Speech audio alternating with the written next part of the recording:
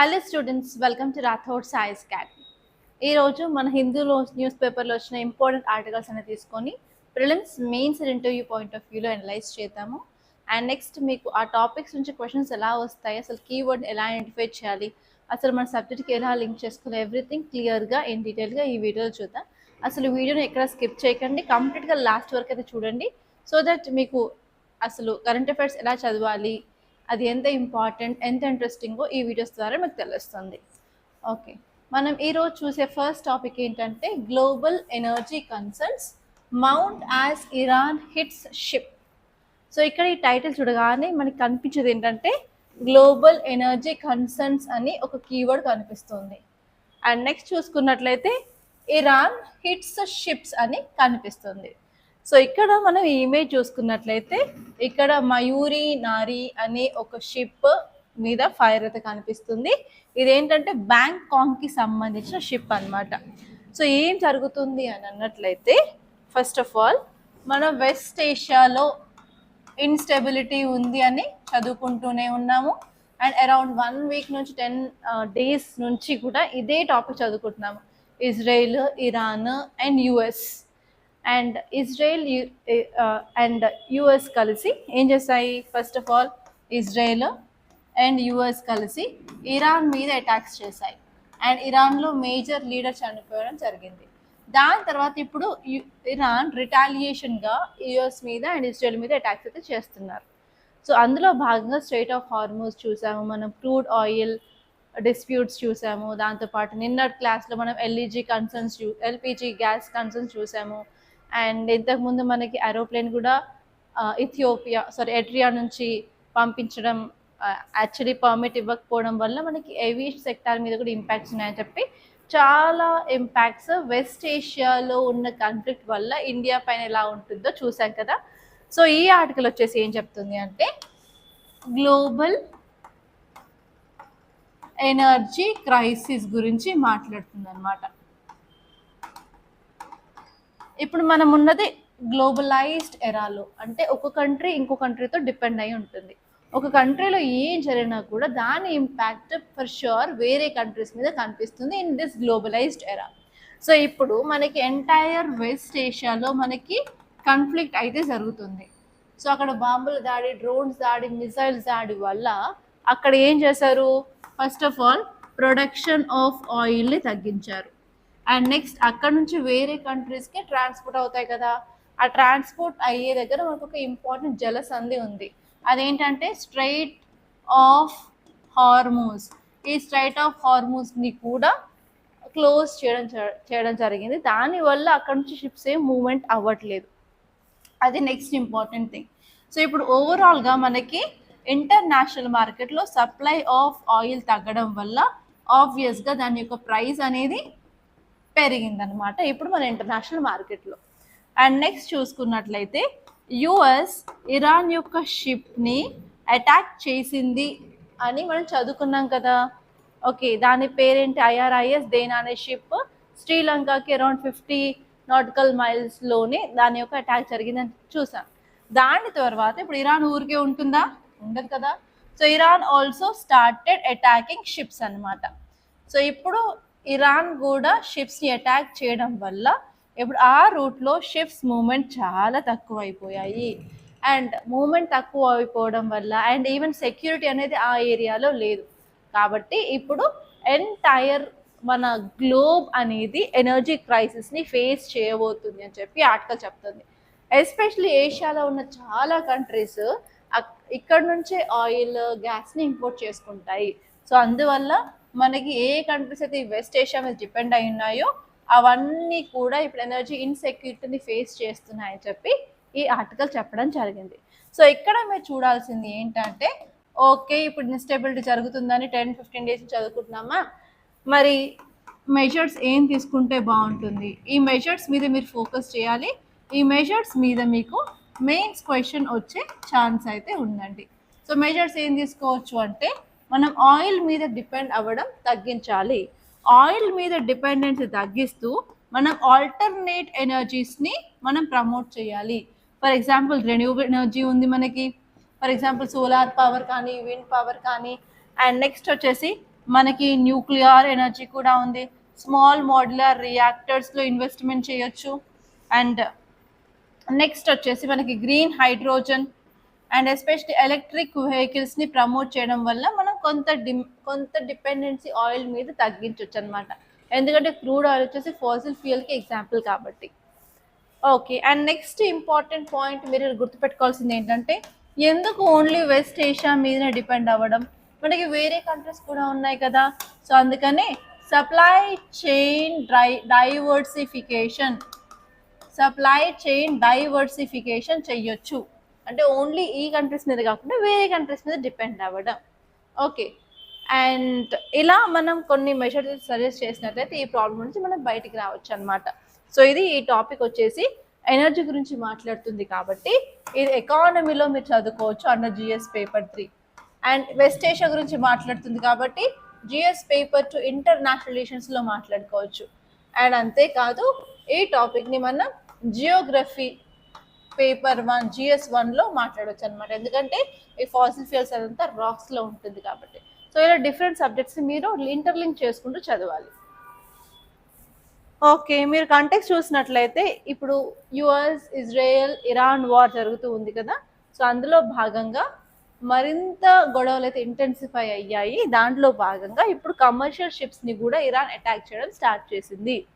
దానివల్ల షిప్పింగ్ కానివ్వండి, ఇన్ఫ్రాస్ట్రక్చర్ కానివ్వండి ఇప్పుడు చాలా ఇంపాక్ట్ అయితే అవుతున్నాయని చెప్తున్నారు. And especially straight of Hormuz దగ్గర పాస్ అయ్యే షిప్స్ని వాటిని అటాక్ చేస్తున్నారు. అండ్ స్ట్రైట్ ఆఫ్ హార్మూజ్ అనేది చాలా ఇంపార్టెంట్, ఎందుకంటే 20% of global oil and LNG ఇక్కడ నుంచి వెళ్తుంది కాబట్టి. ఓకే, అంతకుమించి ఇంకా ఏం లేదండి. సో ఇక్కడ అసలు ఇరాన్ ఎందుకు టార్గెట్ చేసింది షిప్స్ని అంటే రిటాలియేషన్. ఇప్పుడు యూఎస్ అటాక్ చేసింది కదా ఇరాన్ షిప్ని, ఇరాన్ ఊరుకుంటుందా? ఊరుకోదు. సో ఫస్ట్ వచ్చేసి రిటాలియేషన్ కోసం అని చెప్పారు. అండ్ నెక్స్ట్ వచ్చేసి ఆ యొక్క జలసంధి స్ట్రైట్ ఆఫ్ హార్మూజ్ని కంట్రోల్ చేయాలని చెప్పి వాళ్ళు ఇలాంటి అటాక్స్ చేస్తున్నారు. అంతేకాకుండా it wants to show its hegemony అనమాట. సో తన యొక్క పవర్ని చూపించడానికి కూడా ఇలాంటి అటాక్స్ చేస్తున్నారని చెప్పి ఈ ఆర్టికల్ క్లియర్గా చెప్పింది. సో దీనివల్ల మనకి ఎలాంటి ఇంపాక్ట్స్ ఉంటుంది? Traffic especially movement of ships through this straight of Hormuz అనేది తగ్గే ఛాన్సెస్ ఉంది. దానివల్ల మనకి టైంకి అందాల్సిన ఫ్యూయల్ కూడా అందదు. అండ్ కొన్నిసార్లు బాంబ్ బ్లాస్ట్కి గురైతే మాత్రం అది కంప్లీట్గా లాస్ అనేది వస్తుంది. దానివల్ల oil and gas supply shocks అనేవి ఉండవచ్చు. అండ్ నెక్స్ట్ ఇంపార్టెంట్ వన్ వచ్చేసి ప్రైస్లో అనేది పెరుగుతాయి. ఎందుకంటే డిమాండ్ పెరుగుతుంది ఒక సైడ్ నుంచి, ఇంకో సైడ్ నుంచి మాత్రం సప్లై తగ్గుతుంది కాబట్టి కంపల్సరీ ప్రైస్ పెరిగే ఛాన్స్ ఉంది. ఆల్రెడీ పెరుగుతూనే ఉన్నాయి, ఛాన్స్ ఏం లేదు.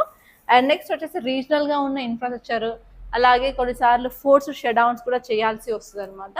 దానివల్ల overall production of that country తగ్గిపోతుంది అండ్ ఓవరాల్ ఎకానమీ కూడా హిట్ అయ్యే ఛాన్సెస్ అయితే ఉన్నాయన్నమాట. సో ఇవి ఇంపాక్ట్స్. అండ్ నెక్స్ట్ ఆర్టికల్ చూసినట్లయితే motion to oust Lok Sabha speaker rejected amid drama over Shah's comments on Rahul. So ఈ యొక్క టైటిల్ చూసినట్లయితే మనకు క్లియర్గా ఏం కనిపిస్తుంది? లోక్సభ స్పీకర్కి సంబంధించిన మోషన్ కనిపిస్తుంది. సో నిన్న క్లాస్లో ఏం చదువుకున్నామంటే లోక్సభని రిమూవ్ చేయడానికి రిజల్యూషన్ పెట్టాలి అని అంటున్నారు అని అనుకున్నాం కదా. సో ఆ రిజల్యూషన్కి ప్రాపర్గా సపోర్ట్ లేకపోవడం వల్ల దాన్ని అయితే రిమూవ్ చేయడం జరిగిందనమాట. సో ఇక్కడ మీరు ఏం చూడాలి? స్పీకర్కి సంబంధించిన ఆర్టికల్స్ ఏంటి, స్పీకర్ యొక్క పవర్ ఏంటి, అతని యొక్క ఫంక్షన్స్ ఏంటి, అండ్ నెక్స్ట్ పార్లమెంటరీ కమిటీస్లో ఆయన యొక్క రోల్ ఏంటి, అండ్ నెక్స్ట్ వచ్చేసి అతను ఎలా అపాయింట్ చేస్తారు, ఎలక్షన్స్ ఏంటి, ఎవరు పార్టిసిపేట్ చేస్తారు, ఎలా రిమూవ్ చేస్తారు, ఒకవేళ అతను రెసిగ్నేషన్ చేయాలనుకున్నట్లయితే ఎవరికి అతను రెసిగ్నేషన్ లెటర్ ఇస్తారు. ఓకే, అండ్ నెక్స్ట్ వచ్చేసి నిన్న క్లాస్లో ఇంతవరకు ఒక్కరు కూడా రిమూవ్ అవ్వలేదని చదివాం కదా. సో నేనేం చదువుకున్నాం? ఇది ఒకవేళ ఇది పాస్ అయ్యి రిమూవ్ అయితే మాత్రం ఇతను ఫస్ట్ పర్సన్ అనుకున్నాం కదా. సో ఆ ఛాన్స్ మనకి లేదు ఇంకా, ఎందుకంటే ఈ మోషన్ని రిజెక్ట్ చేయడం జరిగింది. సో ఈ టాపిక్ వచ్చేసి జిఎస్ పేపర్ 2 పాలిటీలో చాలా ఇంపార్టెంట్. ఒక్కసారి మీరు లక్ష్మీకాంత్ ఓపెన్ చేసి పార్లమెంట్ చాప్టర్లో ప్రిసైడింగ్ ఆఫీసర్స్ అనే టాపిక్ని క్లియర్గా చూసుకోండి. దాని నుంచి ఫర్ షూర్ ఈసారి క్వశ్చన్ వచ్చే ఛాన్స్ అయితే 100%. ఓకే, నెక్స్ట్ టాపిక్ ఇక్కడ చూడండి. Supreme court upholds right to die for man in vegetative state. చాలా చాలా ఇంపార్టెంట్. ఇది చూడగానే మనకి కీవర్డ్ ఏం కనిపిస్తుంది అంటే రైట్ టు డై అని చెప్తుంది అనమాట. సో కీవర్డ్ వచ్చేసి రైట్ టు డై. ఇప్పుడు ఇది న్యూస్లో ఎందుకు ఉంది మేడం అని అడిగినట్లయితే ఈ టాపిక్ గురించి బ్యాక్గ్రౌండ్ మనం జనవరి మంత్లో చదువుకున్నామండి. జనవరిలో నేను ఢిల్లీలో ఉన్నప్పుడు ఇంటర్వ్యూస్ తీసుకునేటప్పుడు సో అట్ దాట్ టైం ఈ ఆర్టికల్ వచ్చింది. సో దీని మీద ఇంటర్వ్యూలో కూడా క్వశ్చన్ అడిగారని చెప్పి కూడా నేను ఏ క్వశ్చన్ అడిగారని కూడా నేను చెప్పాను ఇంతకుముందు జనవరి రిలేటెడ్ క్లాసెస్లో. సో అదే ఆర్టికల్ ఇప్పుడు మళ్ళీ న్యూస్లో ఉంది. సో ఈ ఆర్టికల్ ఏంటి ఎవ్రీథింగ్ నేను కంప్లీట్గా A to Z ఈ వీడియోలో చెప్పడానికి ట్రై చేస్తాను. సో ఈ ఆర్టికల్కి సంబంధించిన బ్యాక్గ్రౌండ్ ఏంటంటే గజియాబాద్లో ఒక అతను అనమాట. అతనికి అరౌండ్ 32 years అయితే ఉన్నాయి. అతని పేరు వచ్చేసి హరీష్ రాణా. ఇప్పుడైతే ప్రజెంట్ ఆయనకి 32 years. అతని పేరు హరీష్ రాణా అనమాట. 13 సంవత్సరాల క్రితం అరౌండ్ 2013లో ఒక ఇన్సిడెంట్ ఆర్ యాక్సిడెంట్ జరిగి అతని బ్రెయిన్ అనేది చాలా ఇంజురీకి లోన్ అయిందనమాట. సో బ్రెయిన్ ఇంజురీ అయింది. ఆ బ్రెయిన్ అనేది మన మొత్తం బాడీని కంట్రోల్ చేస్తుంది కాబట్టి ఆ బ్రెయిన్ ఇంజురీ వల్ల అతను వెజిటేటివ్ స్టేట్లోకి వెళ్ళాడు. వెజిటేటివ్ స్టేట్ అంటే అసలు కదలలేడు, మాట్లాడలేడు, జస్ట్ చూడడం వరకే అంతే. చూడడం అండ్ సమ్ టైమ్స్ ఆ చూడడం కూడా ఉండదు, కళ్ళు మూసుకొని ఉండడం, కాకపోతే ప్రాణం ఉంటుంది అనమాట. సో కాలు కదపలేడు అండ్ చేతి కదపలేడు. సో లైక్ దట్ కంప్లీట్గా బాడీ అనేది 13 years నుంచి వెజిటేటివ్ స్టేట్లో ఉంది. తర్వాత ఏమైంది, వాళ్ళ పేరెంట్స్ అతని బాగా చూడలేక అండ్ ఈవెన్ ఆర్థికంగా కూడా అంత బాగా లేరు వాళ్ళు లైక్ ట్రీట్మెంట్ చేయించడానికి. సో అందుకని సుప్రీంకోర్టుని ఆశ్రయించారనమాట. సో సుప్రీంకోర్టుని ఆశ్రయించినప్పుడు ఓకే ప్యాసివ్ యుథనేషియాని అలౌ చేస్తాము అని చెప్పారనమాట. సో ఇక్కడ మీరు చూడాల్సింది ఏంటంటే అసలు యుథనేషియా అంటే మెర్సీ కిల్లింగ్ అనమాట. ఎవరైనా సరే తీవ్ర సివియర్ డిసీజ్కి లోన్ అవుతున్నారు, కంప్లీట్గా దానికి క్యూర్ లేదు అండ్ చాలా సఫర్ అవుతున్నాడు, ఆ సఫరింగ్ని చూడలేక మనం మెర్సీ తోటి కిల్ చేయొచ్చు, అదే యుథనేషియా అనమాట. సో అందులో మనకి 2 రకాలు ఉంటాయి యుథనేషియాలో.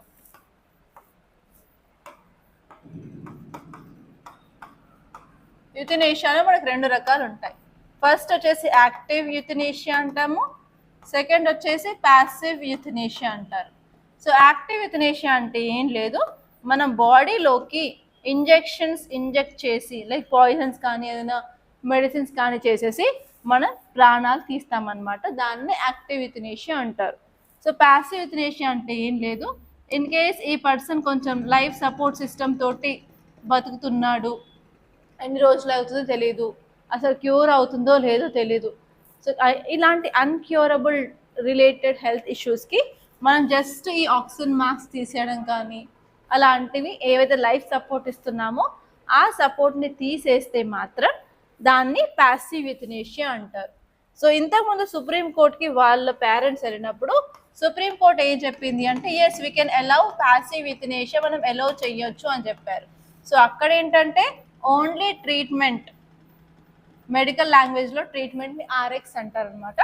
సో ట్రీట్మెంట్ని మాత్రమే డిస్కంటిన్యూ చేయమని చెప్పి సుప్రీంకోర్టు అయితే ఆదేశాలు ఇచ్చింది. ఆ యొక్క ట్రీట్మెంట్ ఆపేసినప్పటికీ కూడా లైక్ అది అవ్వట్లేదు. సో అందుకని ఏంటంటే ఈ పర్సన్కి కంప్లీట్గా ట్రీట్మెంటే కాకుండా పేరెంట్స్ ఫీడింగ్ చేస్తున్నారు, అలాగే వాటర్ కూడా ఇస్తున్నారు, అంటే హైడ్రేషన్ న్యూట్రిషన్ థెరపీ అవుతుందన్నమాట. సో అప్పుడు సుప్రీంకోర్టు ఏం చెప్పిందంటే ఓన్లీ ట్రీట్మెంట్ని మాత్రమే ఆపేసేయండి, we should not stop hydration, అంటే బాడీకి సంబంధించిన వాటర్ ఇవ్వడం కానీ న్యూట్రిషన్ని మాత్రం ఆపకూడదు అని ఆ టైంలో సుప్రీంకోర్టు జడ్జ్మెంట్ ఇచ్చింది. మళ్ళీ వాళ్ళు సుప్రీంకోర్టుని మళ్ళీ ఇంకొకసారి ఆశ్రయించినప్పుడు ఇప్పుడు సుప్రీంకోర్టు ఏం చెప్పింది అంటే ఎస్ హైడ్రేషన్ని న్యూట్రిషన్ కూడా ఆపేసేయండి, ఎందుకంటే రైట్ టు డై అనేది ఎందుకు సుప్రీంకోర్టు ఈ జడ్జ్మెంట్ ఇచ్చిందంటే రైట్ టు డై అనేది fundamental right under article 21. Right to die with dignity, right to life and personal liberty అనేది only right to live with డిగ్నిటీనే కాదు, right to die with dignity కూడా అందులోనే ఉంటుంది. కాబట్టి ఈ యొక్క ఆర్టికల్ 21లో ఇది భాగం అని చెప్పి సుప్రీంకోర్టు ఇప్పుడైతే జడ్జ్మెంట్ ఇచ్చింది, అందుకే ఇది న్యూస్లో ఉంది. సో మీకు దీని మీద ప్రిలిమ్స్ బేస్డ్ క్వశ్చన్ వచ్చే ఛాన్స్ అయితే ఉంది. ఆల్రెడీ ప్రిలిమ్స్ క్వశ్చన్స్ నేను యూట్యూబ్ కమ్యూనిటీలో 3 క్వశ్చన్స్ అయితే పోస్ట్ చేశాను. ఇప్పుడే పోస్ట్ చేసి వచ్చి క్లాస్ స్టార్ట్ చేశాను. సో మీరు అక్కడైతే ప్రాక్టీస్ అయితే చేయండి. సో ఇక్కడ మీరు యాక్టివ్ యుథనేషియా, ప్యాసివ్ యుథనేషియా మీద క్వశ్చన్స్ వచ్చే ఛాన్స్ ఉంది. అండ్ అసలు యుథనేషియాని చెయ్యాలి అంటే ప్రాసెస్ ఏంటి, ప్రొసీజర్ ఏంటో కూడా కంపల్సరీ మీరు తెలుసుకోవాలన్నమాట. ఈ టాపిక్ వచ్చేసి పాలిటీలో చాలా ఇంపార్టెంట్. యాక్టివ్ అండ్ ప్యాసివ్ గురించి నేను చెప్పాను కదా. సో ప్రొసీజర్ చూద్దాము. ప్రొసీజర్ ఏంటంటే ప్యాసివ్ యుథనేషియాని ఇండియాలో స్ట్రిక్ట్గా రెగ్యులేట్ చేస్తున్నారనమాట. ఎందుకంటే ఈ ప్యాసివ్ యుథనేషియాని మిస్యూజ్ చేయకుండా ఉండడానికి, పేషెంట్ యొక్క డిగ్నిటీని ఎన్హాన్స్ చేయడానికి ఇది మనం ఫాలో అవుతున్నాం. సో దీనికి సంబంధించిన guide line supreme court common cause అనే కేసు 2018లో ఉందన్నమాట. ఆ జడ్జ్మెంట్లో ఈ రెగ్యులేషన్స్ని ప్రొవైడ్ చేసింది. ఫస్ట్ వచ్చేసి మనం డిసైడ్ చేయాలి అంటే ప్యాసివ్ యుథనేషియా వెళ్ళాలా లేదా అని డిసైడ్ చేసేది ఎవరు అంటే 2 మెడికల్ బోర్డ్స్ అనమాట. ఒకటి వచ్చేసి ఏ హాస్పిటల్ ట్రీట్మెంట్ తీసుకుంటున్నారో ఆ హాస్పిటల్కి సంబంధించిన డాక్టర్స్ కలిసి వాళ్ళు రిపోర్ట్స్ చూసి పేషెంట్ కండిషన్ చూసి ఎస్ మనం వెళ్ళాలా వద్దా అని చెప్తారు. అండ్ సెకండ్ వచ్చేసి అవుట్ సైడర్స్ ఎక్స్పర్ట్ని తీసుకొచ్చేసి మనం కమిటీని ఫామ్ చేసేసి వాళ్ళు డెసిషన్ తీసుకుంటారనమాట. ఇన్ కేస్ వాళ్ళు yes we can go for passive euthanasia అన్నప్పుడు ఏం చేస్తాము అంటే మనం విత్డ్రా ఆఫ్ లైఫ్ సపోర్ట్ అనేది చేయొచ్చు అనమాట. సో దానికి కూడా high court approval or else judicial magistrate intimation కావాలి అండ్ సుప్రీం కోర్ట్ పర్మిషన్ కూడా కావాల్సి ఉందన్నమాట. అండ్ అప్పుడు పర్మిషన్ వచ్చిన తర్వాత ఆ పేషెంట్ ఎవరైతే ఐసీయూలో ఉన్నారో ఐసీయూ నుంచి తీసుకొచ్చి నార్మల్ వార్డ్కి ఆర్ పాలియేటివ్ కేర్లోకి పెట్టేసి మనం లైఫ్ సపోర్ట్ సిస్టమ్ని ఆపేస్తామన్నమాట. సో అలా right to die with dignity and కంఫర్ట్ని మనం ప్రొవైడ్ చేస్తాము ఆ యొక్క పేషెంట్కి. ఓకే, నెక్స్ట్ ఆర్టికల్ వచ్చేసి groups to prevent human wildlife conflict linked to elephant deaths. So ఇక్కడ ఈ టాపిక్ చూడగానే టైటిల్ చూడగానే అర్థమవుతుంది ఏంటంటే ఈ ఆర్టికల్ హ్యూమన్ యానిమల్ కాన్ఫ్లిక్ట్స్ గురించి చెప్తుంది. అండ్ నెక్స్ట్ వచ్చేసి ఎస్పెషలీ ఎలిఫెంట్స్కి సంబంధించి చెప్తుంది అని తెలుస్తుంది. So elephants human animal conflict ఎక్కడ చూస్తాము అంటే జిఎస్ పేపర్ 3లో ఎన్వైర్న్మెంట్ అండ్ ఈకాలజీలో చూస్తామన్నమాట. సో ఎలిఫెంట్స్ వచ్చేసి వెరీ రిపీటెడ్ థీమ్, చాలాసార్లు యూపీఎస్సీ రిపీటెడ్గా అడిగిన టాపిక్ అనమాట. సో కాబట్టి ఎలిఫెంట్స్ గురించి ఏది న్యూస్లో ఉన్నా కూడా మీరు చూసుకోవాలి. అండ్ ఇక్కడ మీకు ఈరోజు వర్క్ ఏంటంటే అసలు ఇండియాలో ఎన్ని ఎలిఫెంట్స్ ఉన్నాయి, ఇండియాలో ఎలిఫెంట్స్ ఎక్కువ ఉన్న స్టేట్స్ ఏంటి, అది కూడా డిక్రీజింగ్ అండ్ ఇంక్రీజింగ్ ఆర్డర్లో రాసుకోండి.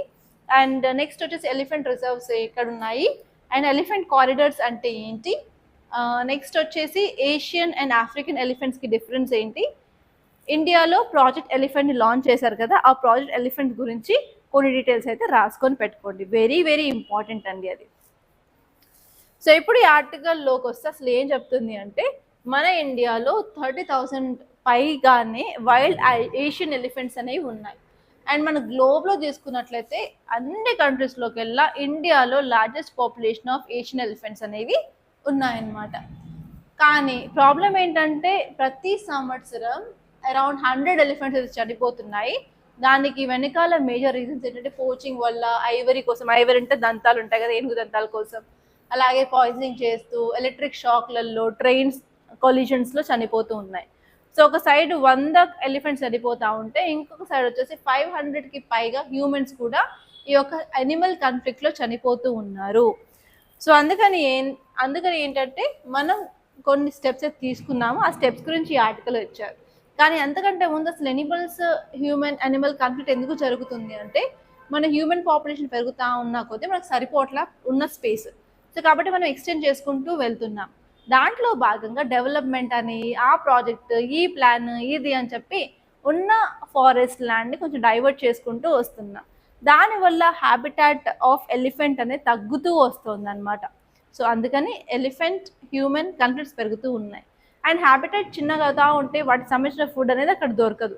అండ్ దిస్ ఎలిఫెంట్ అనేది ఒక ఫ్లాగ్షిప్ అనిమల్ అనమాట. అసలు ఒక్క చోట ఉండదు, మూవ్ అవుతూనే ఉంటుంది అనమాట. సో అలా దాని యొక్క హ్యాబిటాట్ తక్కువ అవుతూ ఉంటే అది మూవ్ అవుతున్నప్పుడు హ్యూమన్ ఏరియాస్లోకి వచ్చేస్తుంది. అండ్ ఈవెన్ దానికి ఫుడ్ దొరకనప్పుడు క్రాప్స్లో దొరికే గ్రాసెస్ కానీ, రైస్ ఫీల్డ్ కానీ, షుగర్ కేన్ ఫీల్డ్స్ కానీ ఇవి అటాక్ చేసి తినేస్తూ ఉంటాయి అన్నమాట. సో అందువల్ల ఏమవుతుంది అంటే ఈ యొక్క యానిమల్ హ్యూమన్ కాన్ఫ్లిక్ట్ అనేది పెరుగుతూ ఉంది. అండ్ అంతేకాకుండా మన డెవలప్మెంటల్ ప్రాజెక్ట్స్, రోడ్ సిస్టమ్, అలాగే రైల్వేస్ అని ఎస్పెషలీ అస్సాం రీజన్లో తీసుకొచ్చడం వల్ల మనకి చాలా ఎలిఫెంట్స్ ట్రైన్ కొల్యూషన్స్లో చనిపోతూ ఉన్నాయన్నమాట. సో అందుకని ఏం చేస్తున్నాము అంటే మనం కొన్ని ఇనిషియేటివ్స్ అయితే తీసుకొస్తున్నాము. ఆ ఇనిషియేటివ్స్ వల్ల హ్యూమన్ వైల్డ్ లైఫ్ కాన్ఫ్లిక్ట్ని కొంత మేరకు తగ్గించే అవకాశం ఉంది. సో రీసెంట్గా మనం ఏపీలో చదువుకున్నాం ఏంటంటే హనుమాన్ ప్రాజెక్ట్ అని చెప్పి, అది కూడా హ్యూమన్ యానిమల్ కాన్ఫ్లిక్ట్ని తక్కువ చేయడానికే ట్రై చేస్తుంది. అండ్ అంతేకాకుండా మనకి కమ్యూనిటీ గార్డింగ్ గ్రూప్స్ కూడా ఫామ్ అవుతున్నాయి.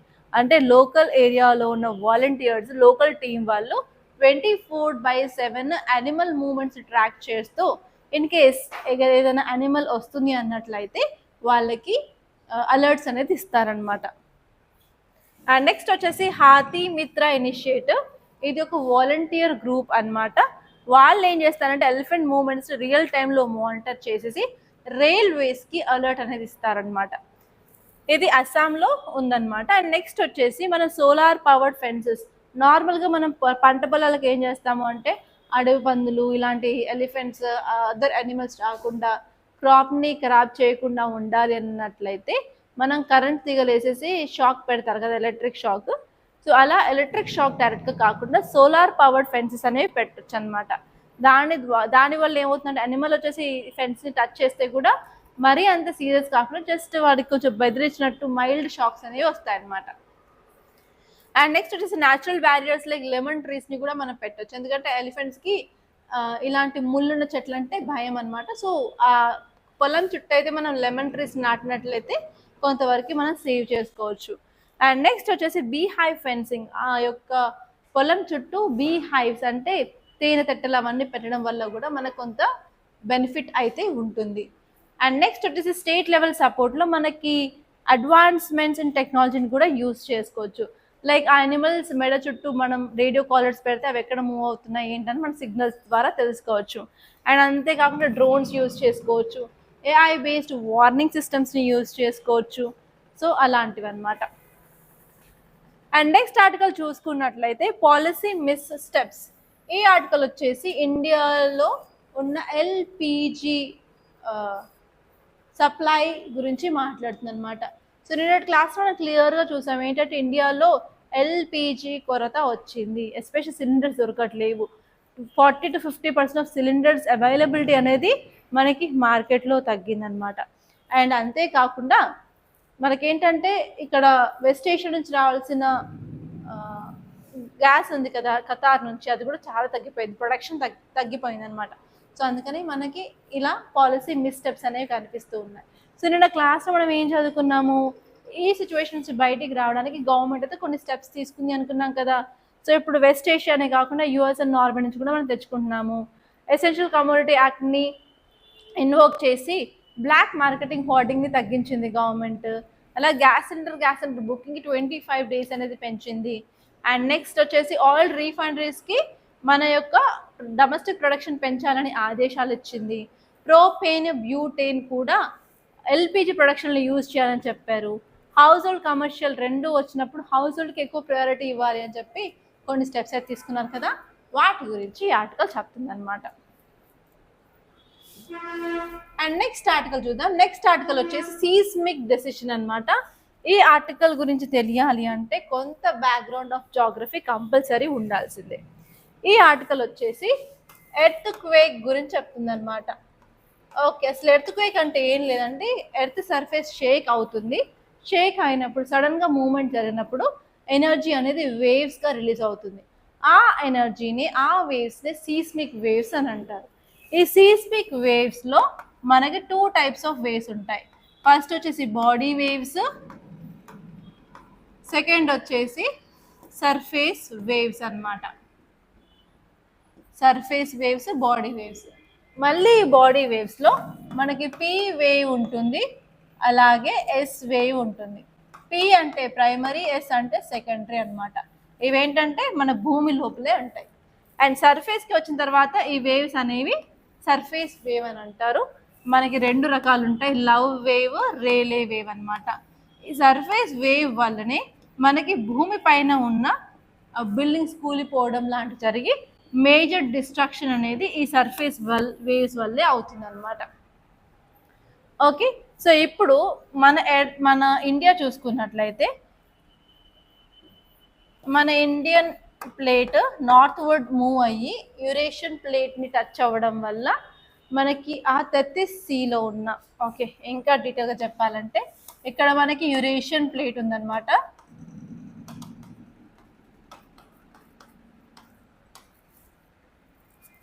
సారీ, ఇది మన ఇండో ఆస్ట్రేలియన్ ప్లేట్, మధ్యలో తెత్తిస్ సీ ఉంటుందన్నమాట. సో మన ఇండో ఆస్ట్రేలియన్ ప్లేట్ ఏమైందంటే నార్త్ వర్డ్కి మూవ్ అవుతూ వచ్చేసి యురేషియన్ ప్లేట్ ఢీ కొనింది. ఆ టైంలో ఈ తెత్తిస్ సీలో ఉన్న సెడిమెంట్స్ హిమాలయాస్ లాగా పైగానే లేచాయన్నమాట. ఓకే, సో అలా ప్లేట్స్ అనేవి మూవ్ అవుతూ ఉంటాయి. సో ఇలా ప్లేట్స్ మూవ్మెంట్ అయినప్పుడు మనకి 3 టైప్స్ ఆఫ్ మూవ్మెంట్స్ నార్మల్గా కనిపిస్తాయి అన్నమాట. ఒకటేమో 2 ప్లేట్స్ ఒకదాని దగ్గరికి ఒకటి వెళ్తూ ఉంటాయి, ఒక ప్లేట్ ఏమో అపోజిట్ డైరెక్షన్, ఇంకో ప్లేట్ అపోజిషన్ డైరెక్షన్లో వెళ్తూ ఉంటాయి, ఇంకోటేమో ట్రాన్స్ఫార్మ్ ఒకదాని మీద ఒకటి స్లైడ్ అవుతూ ఉంటాయి అన్నమాట.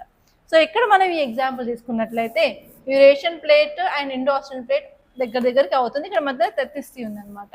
సో అలాంటి ప్లేట్ బౌండరీస్ ఉన్నప్పుడు ఆ యొక్క ఏరియాస్ అనేవి వెరీ వెరీ ఇన్స్టేబుల్, అక్కడే మనకి ఎక్కువ భూకంపాలు జరిగే ఛాన్స్ ఉంటాయి. భూకంపాలు అండ్ వాల్కెనోస్ అంటే అగ్ని పర్వతాలు అనేవి ఉంటాయన్నమాట. సో ఇండియాలో చూసుకున్నట్లయితే మనకి ఇంతకు ముందున్న సీస్మిక్ జోన్ మ్యాపింగ్ ప్రకారం మనకి 4 జోన్లు ఉండేవి, జోన్ 2, జోన్ 3, జోన్ 5. జోన్ 5 అనేది హైలీ ఇన్స్టేబుల్ అనమాట. ఈ ఏరియాలో మనం భూకంపాలు చూస్తూనే ఉంటాం. సో ఇప్పుడు ఏం జరిగింది అంటే నవంబర్ 2025లో అంటే లాస్ట్ ఇయర్లో మన బిఐఎస్, మీకు ఐడియానే ఉంటుంది, బిఐఎస్ ఏం చేసిందంటే కొత్త సీస్మిక్ జోన్ ప్లానింగ్ని తీసుకొచ్చింది అనమాట. సో ఆ కొత్త సీస్మిక్ జోన్ ప్లానింగ్లో తీసుకొచ్చిన చేంజెస్ ఎప్పుడు మనం యాక్సెప్ట్ చేయట్లేము అని చెప్పి ఈ ఆర్టికల్ అయితే క్లియర్గా వచ్చింది.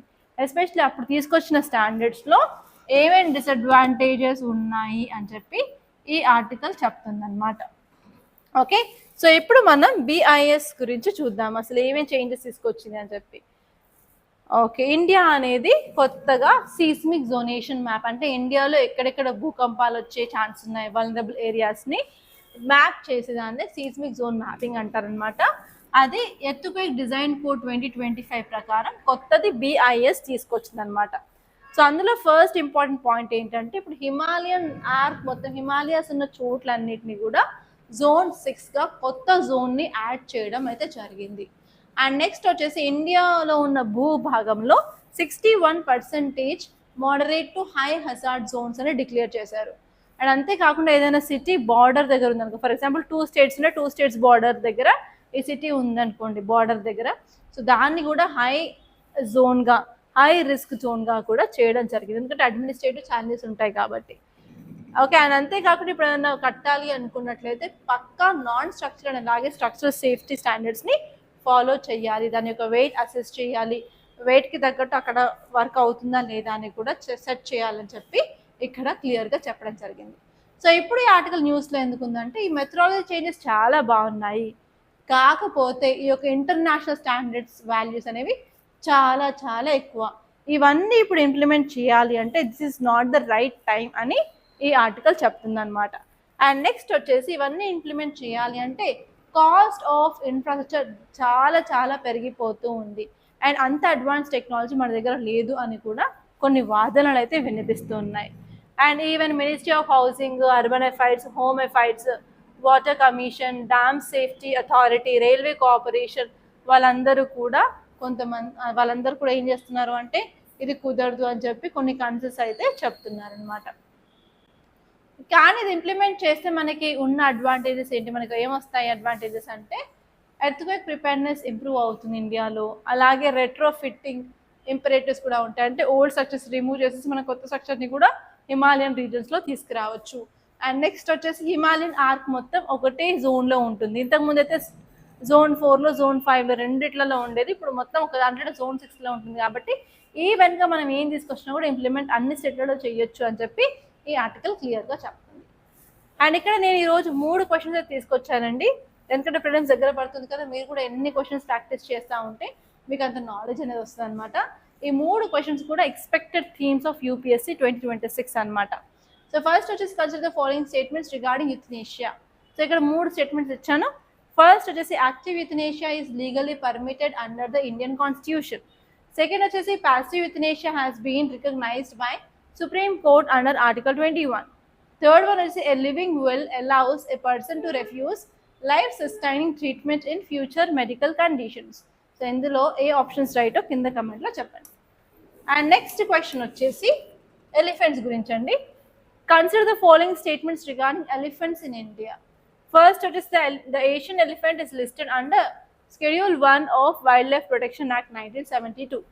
Next వచ్చేసి the Schedule 1 animals receive the highest level of legal protection in India.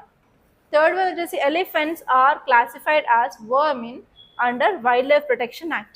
ఇందులో కూడా ఏ స్టేట్మెంట్స్ రైటో కింద కమెంట్లో చెప్పండి. అండ్ నెక్స్ట్ వచ్చేసి with reference to the right to life in India, consider the following statements. First వచ్చేసి Article 21 guarantees protection of life and personal liberty. Next వచ్చేసి the right is available only to the citizens of India. Third one is the Supreme Court has interpreted Article 21 to include the right to live with dignity. Which of the following statements are correct? So compulsory ఈ 3 క్వశ్చన్స్కి అయితే answers comment బాక్స్లో చెప్పండి.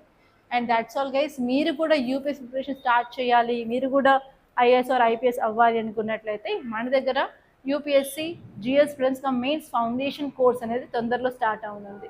So compulsory ఆ course అయితే join అవ్వడానికి try చేయండి. And మీకు ఆన్లైన్లో అండ్ ఆఫ్లైన్లో అవైలబుల్గా ఉంది.